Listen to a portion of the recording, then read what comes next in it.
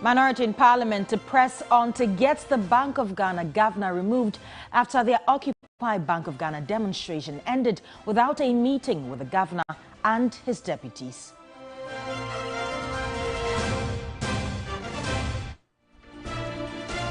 Shaman residents to picket at Roads and Highways Ministry if road rehabilitation works in the municipality don't commence within 2 months.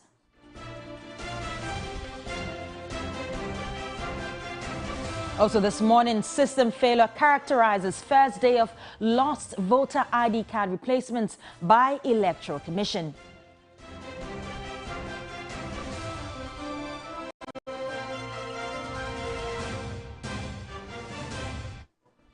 Plus, a Wa Circuit Court incarcerated 35-year-old master of ceremonies 76 years for defiling 12 minors.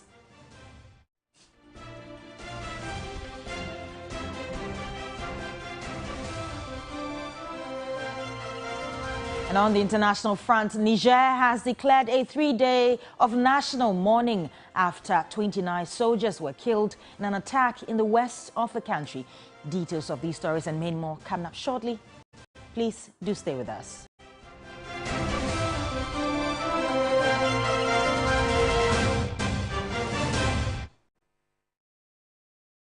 And our first story, the minority in Parliament say they would press ahead for the removal of the governor of the Bank of Ghana after their Occupy BOG demonstration ended without their meeting with the governor and his deputies. The minority had hoped to march to drum home their dissatisfaction with the running of the central bank, will communicate with a face-to-face meeting with their governor, but that did not happen. Mauna Ebena Beta covered the Occupy Bank of Ghana demonstration and reports.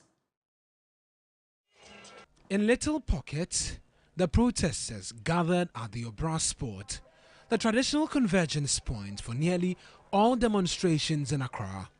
The protesters were charged, incensed over what they say is the wanton dissipation of state funds. There's no money in our pockets. We can't even learn a handwork because if we go and learn handwork, it's very, very expensive. Your mother cannot pay. If you have chop money to eat. I lost my job on the 23rd of January when the government decided to halt all road construction projects in Ghana.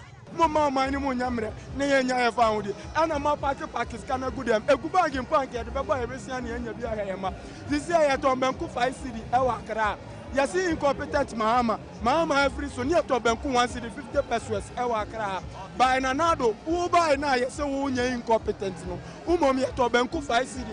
The leadership of the protesters, on the other hand, were insistent they would occupy the BOG head office despite the police order that it won't happen.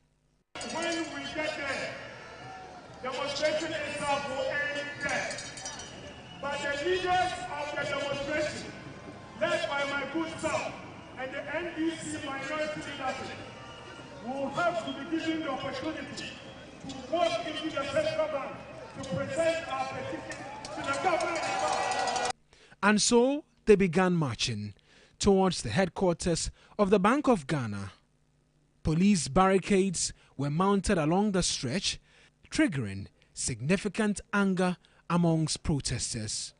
As the crowd got close to the headquarters, the police presence got bigger, but so did the resolve of the protesters and their leaders to have access to the headquarters. In the end, the police stood their ground, but after a small compromise, the leadership of the minority were allowed into the headquarters to present their petition to the Bank of Ghana governor. But they would be disappointed. The 3 governors, as we speak, are currently meeting the IMF and, in a meeting, and there's nobody there. So the government has asked that I meet you and take the petition on his behalf. The absence of the governor and his deputies clearly infuriated Minority Leader Dr. Keselato Forson. He has decided to disrespect us, and his 2 deputies has also decided to disrespect us, but not being here and to receive our petition. We never said we are going to present our petition to the head of security. And now that he has decided to disrespect us, we will not present our petition. We will go and come back again. He wasn't alone in feeling disrespected. It's the height of disrespect that we will come here and he will send the watchman at the Bank of Ghana to come and receive the petition. Okay, the watchman should come to Parliament as well. When next he needs anything from Parliament, he should send a watchman. The numbers you've seen today is just the tip of an iceberg. It's the tip of an iceberg. We will not stop this demonstration until Governor Addison respects the people of this country. As the demonstrators dispersed, the police patted themselves at the back for a good job done. However, this, according to the minority, would not be the last of it. Mawina Egbeta, TV3 News, at Amil Street, Accra. Well, despite failing to present a petition to oust the central bank boss and his deputies, organizers of the Occupy Bank of Ghana demonstration are resolute Dr. Addison will have to give up his job. Here is their demand captured in a petition that was never presented. An 18-point petition seeking to remove Governor Addison that never was. Among others, the organizers are pressing that the Bank of Ghana officials have failed to protect the balance sheet of the central bank in the face of an overbearing and incompetent finance minister and the chairman of the economic management team, Vice President Dr. Alhaji Mahamadou Bawumia. For the first time, all banks in Ghana and non-bank financial institutions declared losses in 2022, with local banks particularly worse hit. That the BOG committed an unpardonable sin in committing to write off government debt to the tune of 48.4 billion on the blind side of Parliament. The group says that the financial sector has virtually collapsed, with all the 23 banks in the country recording massive impairment losses of over 18 billion in 2022. The NDC minority does not believe that Governor Addison and his two deputies, who they accuse of mismanaging the Bank of Ghana, are capable of remedying the situation. They want a new set of leadership that is politically neutral and able to perform the functions of a central bank in a line with its mandate. Komla Kluche, TV3 News, Accra. Well, let's stay on this particular issue. And an economist at the University of Ghana Business School, Professor Godfred Bob King, has criticized the central bank's governor, attributing the financial challenges faced by the institution to his leadership. His comments come in the midst of growing financial difficulties faced by the central bank, which have fueled the Occupy BOG demonstration on Tuesday. You can associate with the sentiment that from a technical and professional point of view, it has been our position for some time now that the central bank has been too accommodating. That for this level of crisis, this level of, if you see what has happened to the balance sheet of the central bank, it's a reflection of the general economic crisis. And therefore, for something like this to happen, they certainly have to take the supportive role of the central bank to physical slippages or excesses for it to happen. And once you see it from that perspective, then it means that the checks and balances in terms of monetary side and the fiscal side have been compromised. And therefore, it's very difficult to absorb the central bank from all of this. And I personally, even before the minority held their position, more than 6 months ago or so, we had maintained that the central bank's performance has been suboptimal and that they could have done better, because we've also had over the years for the independence of the central bank. But what we saw in the last 1.5 years to 2 years is largely a case of the central bank ceding its independence, essentially selling its birthright to the fiscal side. And the result of that is that overrun. So the fiscal side has actually overrun the monetary side, essentially reducing monetary side to being subordinate to fiscal side. And I think that is not good enough in terms of building institutions because our democracy only has a future to the extent that we are able to build institutions that will act as checks and balances on each other. But in this case, you can clearly see a case of the central bank being in bed with the fiscal side, including the mess that we have.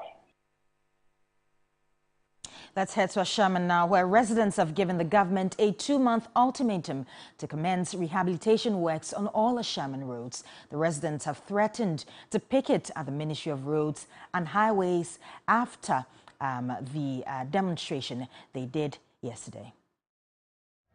The group hit major roads in the municipality to express their dissatisfaction with government's failure to address their concerns. They cited the Municipal Assembly traffic light to Presby, Ajay Kujo Main Road to Lebanon, Zenu Road and Newtown to Afariwa, and Community 22 to Lebanon Inner Roads.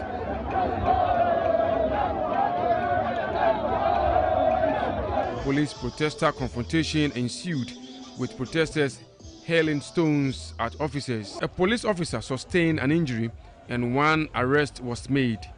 The demonstration continued despite the incident. The assemblyman for the New Komanthe electoral area, Freeman Chekbo, submitted a petition to the municipal chief executive. Scene of the roads has been a mirage, leaving our health and cars at the mercy of the poor roads. If within 2 calendar months we do not see any action of works within the municipality, we will organize another march. This time we will march to the ministry and picket at the Ministry of Roads and Highways. Member of Parliament for Ashaiman and Esnogbe urged government to address their demands. We all ply the roads. We have fought to draw the government's attention to the bad nature of our roads. But unfortunately, the central government refused to heed to our plight.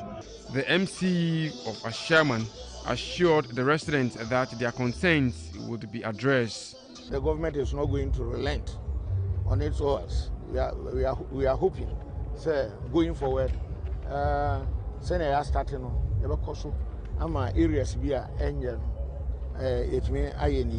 Joseph Armstrong, Good Alogwe TV3, Ashaiman.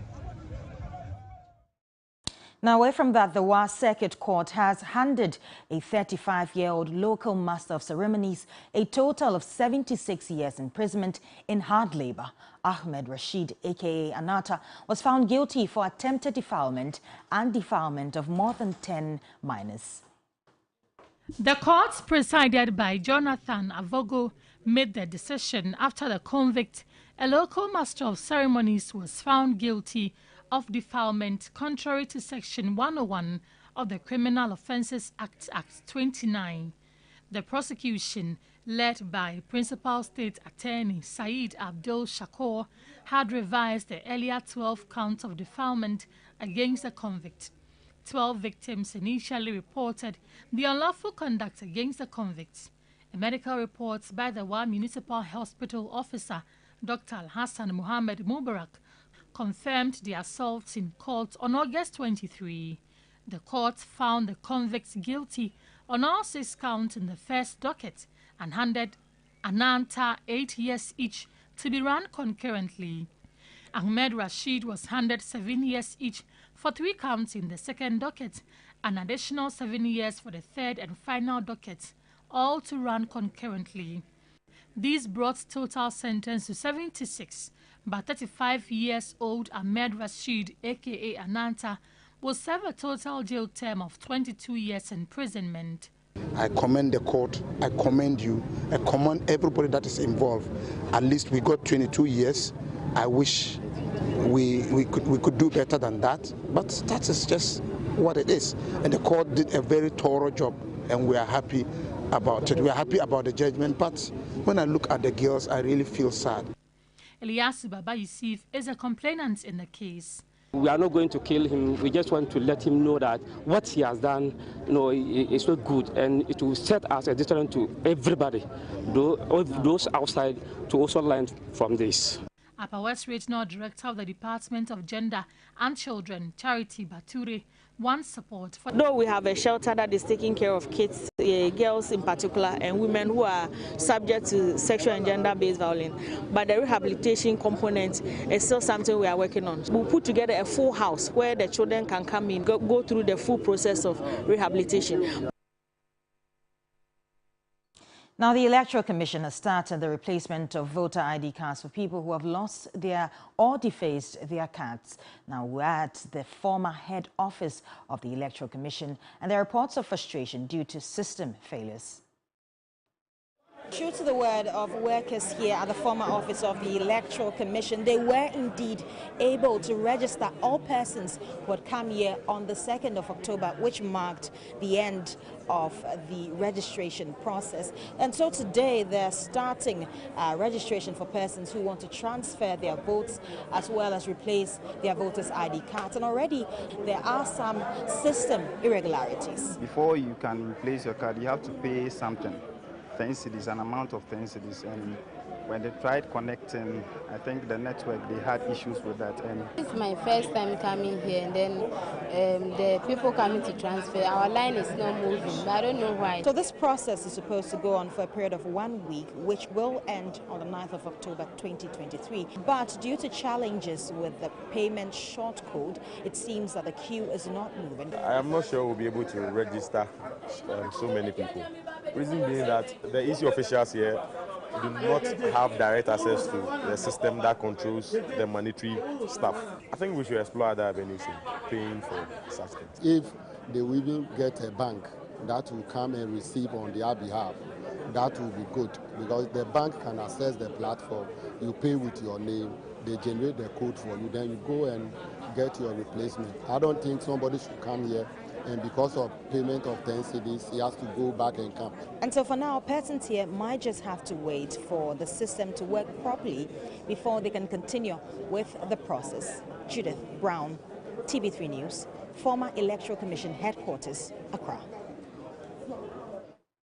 Now, the country representative of the World Health Organization to Ghana, Professor Francis Kasolo, has called on Ghana's government to investigate an increase in dialysis treatment at Korle Bu Teaching Hospital without approval. Now, on the sidelines of the annual general and scientific meeting of the Medical Superintendents Group in Accra, he expressed the need for support for such diseases by the National Health Insurance Scheme. Cost of healthcare across the world has generally been moving up for all sorts of reasons. So we need to see and discuss with the colleagues who are in the, for example, Korle Bu, to understand the reason for the increase. But like I mentioned, if our health insurance is strong, it can mitigate the cost of even renal care, if the renal care is one of the benefit package of the health insurance. So it is for us to really support the health insurance and to ensure that services such as renal services are included in the benefit package of the health insurance to mitigate the out-of-pocket expenditures that we are beginning to see increase. And if that works, then we will have solved part of the problem of increasing out-of-pocket expenditure that we see with the dialysis costs. Let's do some sports now. It was a disappointing evening for English teams in the UEFA Champions League on Tuesday as they faced unexpected defeats. 3 Sports' Oreku Ampofo has been closely following the matches and brings us this report. For the first time in their 117-year history, Galatasaray have picked up a win on English soil, and it came at the expense of Manchester United at Old Trafford as the Red Devils were beaten by 3-2 by the Turkish side. It's a result that leaves Erik ten Hag's men in danger because now they've lost their first 2 Champions League group games and currently sit bottom of Group A. For Ten Hag, it's a difficult period, especially in his role, as he's now lost his last 3 home games and has lost 6 games in 10 matches so far this season. There will be a lot of pressure on the coach, especially heading into the international break. And it wasn't the best of Champions League days for English clubs, because Arsenal also suffered their first defeat of the season against RC Lens, as the French side came from behind to beat the Gunners by 2-1. There's some specific Ghanaian interest in there, as Salih Samid, the midfielder for the Black Stars, played the entirety of the game, making the most tackles in the match as well. For Salih Samid, it's his first ever Champions League win, and it comes against Arsenal, who themselves are a big side and would be looking to improve this weekend when they play Manchester City in the Premier League. There is some bit of concern, as Bukayo Saka struggled with a thigh injury and had to be substituted off in the first half. Looking ahead to Wednesday, England will be hoping for a lot more luck when Newcastle will be playing their first Champions League game in more than 20 years at home, when they welcome Kylian Mbappe's Paris Saint-Germain. For Paris Saint-Germain, it's been a good start to the Champions League, beating Dortmund, but their form has been fluctuating, especially at home. Defending champions Manchester City will travel to Germany to face RB Leipzig, a side that they comfortably beat in the knockout round last time out. But this time, Pep Guardiola's side are going with a bit of a blip, with 2 losses at the back of their head heading into this one. And Pep Guardiola will be hoping to change their fortunes. And it does look like the Champions League is starting to settle after too much days. Now, on the international front, Niger has declared a 3-day national mourning period after at least 29 soldiers were killed in an attack in the west of the country. The attack took place near the country's border with Mali during military operations aimed at neutralizing the threat posed by the armed group in the area. Now, attacks by armed groups have plagued Africa's Sahel region for more than 10 years, breaking out in northern Mali in 2012 before spreading to neighboring Niger and Burkina Faso in 2015. The 3 borders area between Niger, Mali and Burkina Faso is regularly the scene of attacks by fighters affiliated with ISIL and Al-Qaeda.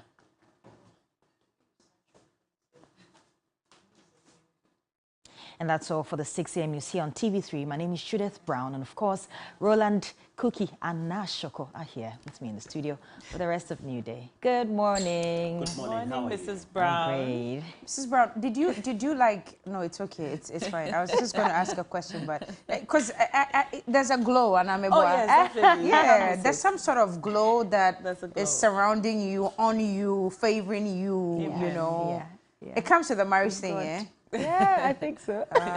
Okay, I better hurry because I need this type of glow.